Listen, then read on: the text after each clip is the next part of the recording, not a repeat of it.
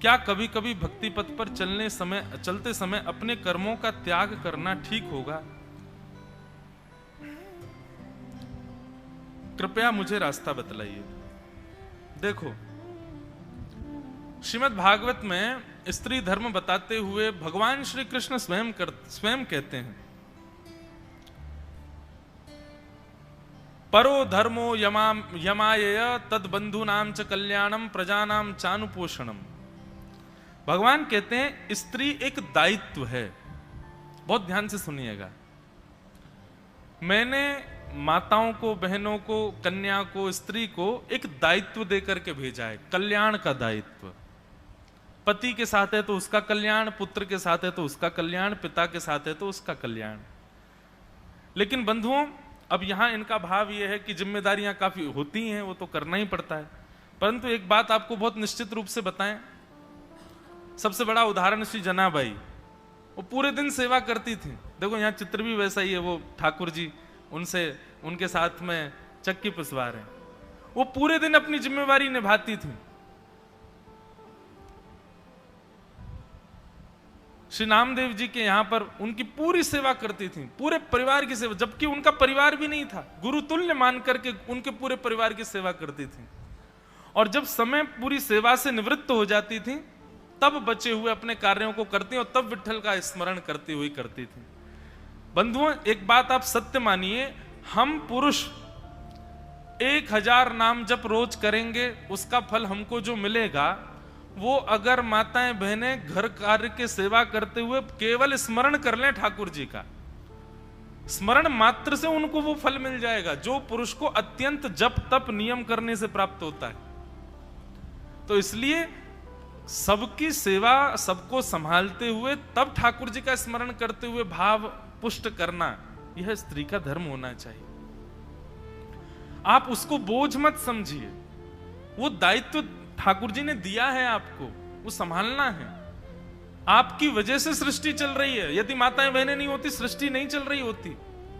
तो इसलिए उनको ये दायित्व मिला है कि वो सबको संभालें। तो सबको संभालते हुए आप तो केवल स्मरण करो ठाकुर जी का, स्मरण मात्र से ठाकुर जी प्रसन्न हो जाते हैं। एक सक्कूबाई थी, सक्कूबाई कथा आती है कि वो बड़े अच्छे भक्त परिवार में जन्मी थी, पर उनका विवाह ऐसे दूषित खानदान में हो गया।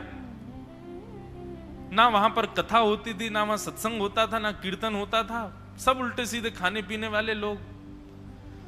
सक्कूबाई बेचारी चली तो गई ब्याह करके, पर बड़ी दुखी। पर अपने दुख के वजह से, दुख क्या था, केवल यही था कि भजन नहीं है, कीर्तन नहीं है, कथा नहीं है परिवार में। माता पिता और सास ससुर जो भी हैं, वो किसी की रुचि नहीं है ठाकुर जी के प्रति। और सक्कूबाई परम भक्त, तो सक्कूबाई अपनी सेवा में लगी रहती। जो उसको काम थे, अपने पति का ध्यान रखना, पूरे परिवार को संभालना, सब करती थी। पर एकांत में बैठ करके ठाकुर जी से खूब रुदन करती थी, आपने ऐसा क्यों किया मेरे साथ? मुझे केवल आपकी कथा सत्संगी तो प्रिय है, और आपने उसी से वंचित कर दिया मुझे। बंधुओं, ठाकुर जी जिससे बहुत ज्यादा प्रेम करते हैं ना, उसी को अपना वियोग देते हैं। ये बात आप लिख लो कहीं पर। जिसको बहुत जल्दी संयोग मिल जाता है ठाकुर जी का, ठाकुर जी के कीर्तन का, ठाकुर जी की कथा का, ठाकुर जी के दर्शन का, ठाकुर जी की तीर्थ यात्रा का, ऐसा नहीं है कि वो ठाकुर जी को प्रिय नहीं है, पर वियोग ये प्रेम का एक स्वरूप है। हम जिससे अत्यंत स्नेह करते हैं, उसके स्नेह को देखने के लिए उसको वियोग देते हैं। जैसे कभी बालक थोड़ा बड़ा हो जाए, माता पिता का प्रेमी हो जाए, तो माता पिता जानबूझ करके उसको कक्ष में अकेला छोड़ के बाहर जाते हैं, देखे तो सही व्याकुल होगा कि नहीं। और उस समय का व्याकुल बालक देखने में माता पिता को सुख लगता है कि देखो हमारे लिए कितना व्याकुल हो गया। ठीक वैसे ही प्रेम का मतलब केवल सदा संग रहना नहीं होता, प्रेम का मतलब वियोग देना भी होता है, और वियोग देना ही होता है। ठाकुर जी देते हैं। सक्कूबाई को वर्षों तक कथा कीर्तन का लाभ नहीं मिला, लेकिन सक्कूबाई ने अपना धर्म नहीं छोड़ा, अपना सब निभाती थी। ठाकुर जी से रोज प्रार्थना करती, शिकायत करती, पता नहीं क्या करेंगे मेरे साथ, आपने क्यों मुझे कथा से वंचित किया। एक दिन उसी नगर में कोई भागवत जी की शोभा यात्रा जा रही थी, सक्कूबाई बर्तन मांज रही थी, और तभी ढोल नगाड़े और सुंदर कीर्तन की ध्वनि सुनाई दी, तो खिड़की से झांक करके देखा तो भागवत जी की शोभा यात्रा जा रही है। देख करके उनके तो रों रों पुलकित हो गए, आनंदित हो गए, बोले कि आज तो धन्य होगा, हमारे नगर में कथा हो रही है, मैं कैसे भी चली जाऊं, कथा सुन आऊं, मन बहुत विचलित हो रहा है। कोई बात नहीं, सास से जाके प्रार्थना करूंगी, मान जाएगी। अपनी सास के पास गई और जाकर के कहा, माँ मैं इतने दिन हो गए मैंने कभी कुछ नहीं कहा आपसे, पर आज मैं आपसे कुछ कहना चाहती हूं। हमारे नगर में कथा हो रही है, बगल में ही, मैंने सारे काम कर दिए, घर के भोजन भी बन गया, सब हो गया, सब जो मेरा दायित्व है सब मैंने संभाल लिया, कोई कार्य रह नहीं गया, जो कार्य है वो सब शाम के हैं, वो मैं आके सब देख लूंगी, पर बीच का ये समय है, इसमें मैं कथा सुनने जाऊं? सक्कूबाई की सास तो सास ही थी, जिसके आने से सांस रुक जाए वो असली सास है। सक्कूबाई की ऐसी सास थी,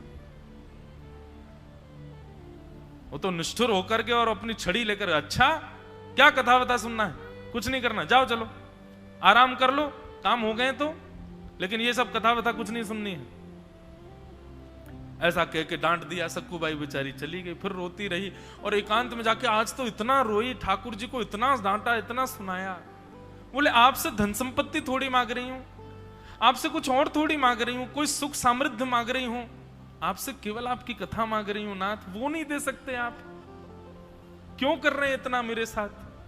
और मुझे तो ऐसा लगता है कि 7 दिन में अगर इनकी कथा में मैं नहीं पहुंची, मेरे प्राण निकल जाएंगे और आप जिम्मेवार होंगे मेरे प्राणों के निकलने के। मैंने कोई शिकायत आपसे और किसी वस्तु की नहीं की, केवल आपका लीला सुनना चाहती हूं। उनका वह आर्तनाद, उनका वह करुण क्रंदन, ठाकुर जी मोहित हो गए। भगवान सास का रूप धारण करके सक्कूबाई के पास आ गए, और जैसे उनकी सास चलती है, जैसे बोलती है, जैसे भौं अपनी मरोड़ के रखती है, वैसे ही बिल्कुल ठाकुर जी बन के आए और सक्कूबाई से आगे, ए सक्कू, बोले हाँ जी माँ आज्ञा, तेरे को कथा सुनने का बहुत मन था ना, चल सुन, एक काम कर, चली जा, लेकिन सुन समय पे आइयो, वापस आ जाइयो, और सुन वहां प्रसाद मिलेगा ना, और लेके आना मेरे लिए भी। सक्कूबाई बोली मैं सच में जाऊं कथा सुनने? बोले हाँ जल्दी जा। बोले आप आज्ञा दे रही हैं मुझे जाने की? बोले और नहीं तो मैं ही दे रही हूं, अब तू विलंब करेगी तो रोक दूंगी, जल्दी जा। सक्कूबाई तो तुरंत महाराज वहां से उठ करके भागी, सीधी कथा में खूब नाची, खूब कथा सुनी, खूब रोई, कथा में आनंदित हो गई। बोले ठाकुर जी मेरी सास का स्वभाव मत बदलो, मेरे पति का व्यवहार मत बदलो, ऐसी रहने दो, बस इनको इतना कर दो कि मुझे आपके पास आने दिया करें। लौट करके सक्कूबाई जैसे ही घर गई तो ठाकुर जी तो अंतर ध्यान हो गए, असली सास बैठी थी।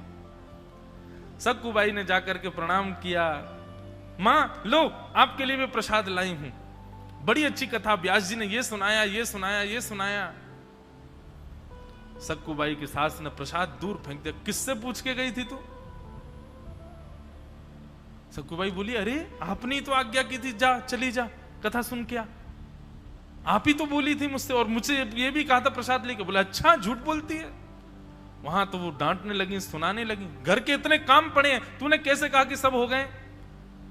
मैंने खुद देखे, बर्तन आधे मजे रखे थे, कुछ वस्त्र रह गए थे। बोले मैं कर रही थी, लेकिन तभी आपने कह दिया कि तू जा, तू कथा सुन के आ, तो मैंने सोचा आके कर दूंगी बचा हुआ कार्य। सक्कूबाई की सास खूब नाराज हुई, बोले कि पता नहीं क्या हुआ, इन्होंने आज्ञा दी, खुद ही डांट रही है मुझको।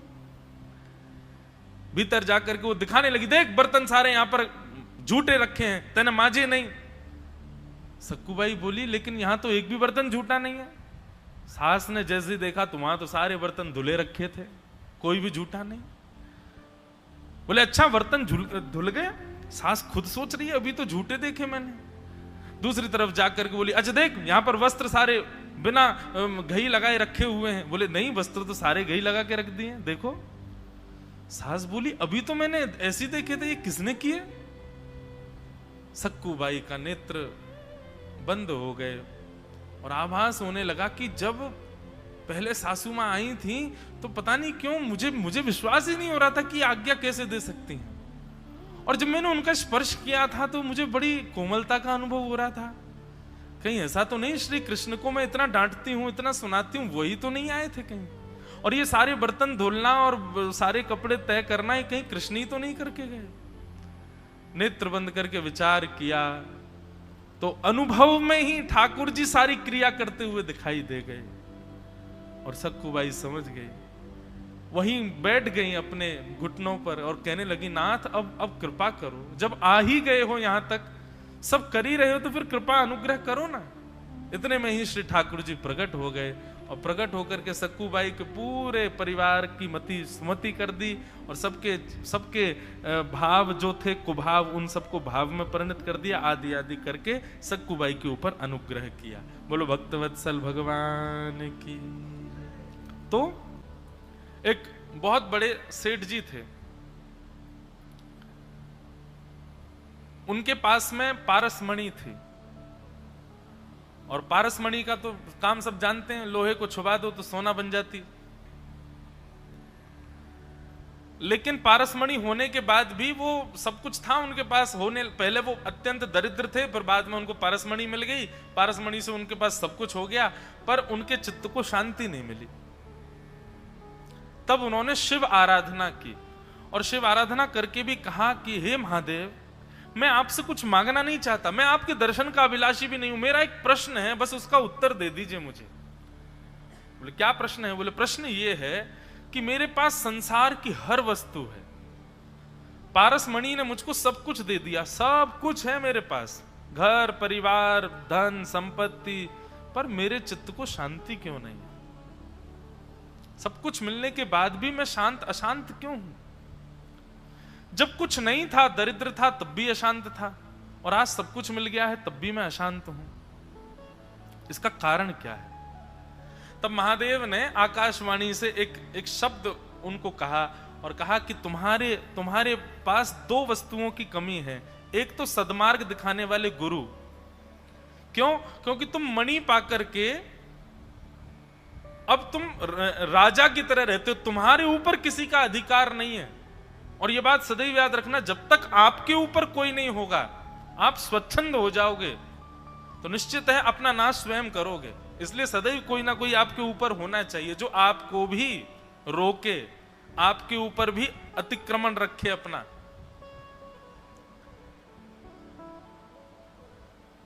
तो तुम्हारे गुरु नहीं है। पारसमणि पाकर के तुमको लगता है तुम्हें सब कुछ मिल गया, अब तुम कुछ भी कर सकते हो, और कुछ भी करने के भाव के लिए तुम सहजता से सब कर भी लेते हो, किसी का अतिक्रमण नहीं होता, कोई तुमको रोकता नहीं है। इस वजह से तुम कई बार गलत कर्म भी करते हो, इसलिए तुम्हारा मन शांत रहता है। दूसरा बात, तुम्हारे चित्त में प्रेम नहीं है। तुम्हारे चित्त में सब कुछ है पर प्रेम नहीं है, और प्रेम जब आता है ना तो त्याग सिखाता है। गुरु जब जीवन में आएंगे तो वो प्रेम सिखाएंगे, इसलिए तुम सदगुरु ढूंढो अपना। सदगुरु जीवन में आ जाएंगे तो तुम्हारा चित्त शांत हो जाएगा। महादेव ने आज्ञा कर दी। उसने पूछा, बोले महाराज सदगुरु कहां मिलेंगे? बोले सदगुरु की एक ही पहचान समझो, किसी दिव्य भूमि पर जाओ, दिव्य तीर्थ में जाओ, दिव्य स्थान पर जाओ, और अपनी मणि किसी को प्रदान करने की भावना रखना कि मैं अपनी मणि दान करना चाहता हूं। जो इसको अस्वीकार कर दे वही तुम्हारा गुरु है, जो इसको लेने से मना कर दे वही तुम्हारे गुरु हैं। वो व्यक्ति निकल पड़ा महाराज, और संभवतः वो वृंदावन ही आ गया, और वृंदावन में उसने जितने भी आचार्य थे सबको मणि देने का प्रयास किया, सबके चरणों में मणि अर्पित की। अब तो मणि देख करके तो महाराज उसके लिए खीर बनाई जा रही है, पूड़ियां बनवा में 56, अरे आओ आओ बैठो सेठ जी, बैठ बिराजो, आप कहाँ जा रहे हो, यहीं रहो, सब बढ़िया इनकी व्यवस्था करो भैया। हाँ तो मणि कब नाम करोगे हमारे? जैसे ये लोभ वृत्ति उनकी दिखाई देती, वो समझ जाती है गुरु नहीं है। सब जगह भ्रमण करते करते उन्होंने सब जगह लोभ देखा। तभी एक दिन वे निधिवन राज पहुंचे, और वहां पर स्वामी श्री हरदास जी का उनको दर्शन हुआ, जिन्होंने श्री बिहारी जी को प्रकट किया। और स्वामी श्री हरदास जी महाराज के चरणों में जाकर के वंदन किया। वंदन करते हुए उस मणि को अर्पित किया, और मणि को देखते ही स्वामी जी बोले, भैया जे कहा दे रहा हूं मैं। बोले स्वामी जी आपकी सेवा, बिहारी जी की सेवा के लिए कुछ सेवा का भाव है, आप स्वीकार करो। बोले जितनी जल्दी तेने अपनी जेब ते निकाल के जे नीचे धरी है ना, उतनी जल्दी याकू वापस जेब में धर ले अपनी, और मुंह को दिखाइयो भी मत। अरे तू कहा पारस मणि दिखावे, मेरे पास तो त्रिलोक की मणि बैठी है, साक्षात बिहारी जी बैठे हैं, इनके आगे कौन सी मणि मांगू मैं तोते? अरे मोह मत दिखावे, ले जा याकू। आहा, स्वामी जी के भाव सुनते ही वो तो समझ गया, बोलो हो गुरुदेव मिल गए मुझे, मेरे गुरु प्राप्त हो गए, यही मेरे गुरु हैं, यही मेरे सर्वस्व। स्वामी जी के शरणागत हो गया। स्वामी जी की शरण में जाते उसने कहा मुझे आप शरण ग्रहण करो। बोले एक शर्त पर करूंगा। बोले कहा? बोले ये जो मणि है ना तेरी, याकू जमुना जी में फेंके आ, याकू यमुना जी में फेंके आएगा तो मैं तो को अपनो शरणागत बना लूंगा। उस व्यक्ति ने पहले तो उसको थोड़ा संकोच सा हुआ, कैसे करें, लेकिन उसने मन में विचार किया, महादेव ने आज्ञा करी, मैं इतने प्रयास करके आ गया हूं, अब गुरु मिल गए तो मान लेता हूं बात, और मणि से वैसे भी कौन सा सुखी, सब तो मिल गया मुझे, अब तो चित्त की शांति चाहिए, वो मणि से मिल नहीं रही है, तो गुरुदेव की आज्ञा मान के फेंक देता हूं। और उसने जाके यमुना जी में मणि को फेंक दिया, अर्पित कर दिया श्री यमुना जी को। स्नान करके आया, स्वामी जी ने उसको दीक्षा प्रदान कर दी। परंतु कुछ समय बाद उसके मन में वो व्यथित रहने लगा, वो दुखी रहने लगा, ना उसको भोजन भाता था, ना उसको नींद आती थी, वो सदैव चिंता सी में रहता था, और चिंता उसको एक ही बात की रहती थी, मणि होती तो मैं ये कर लेता, मणि होती तो मैं ये कर लेता, मणि होती तो मैं ऐसा कर लेता। मतलब तन से तो छोड़ दी पर मन से नहीं छोड़ पाया, और इसलिए शरणागत होने के बाद भी, गुरुजन के मिलने के बाद भी वो अशांत था। स्वामी जी के चरणों में एक दिन बैठा था, स्वामी जी महाराज ने उसके मुखमंडल को देख करके समझ गए, बोले इसके मन का भाव क्या है। स्वामी जी ने तुरंत वहीं निधिवन राज की रज उठाई, और रज उठा करके उसकी ओर जैसे ही फेंकी, उठाई थी तो रजती फेंकते ही वो सारी मणियां बन गई।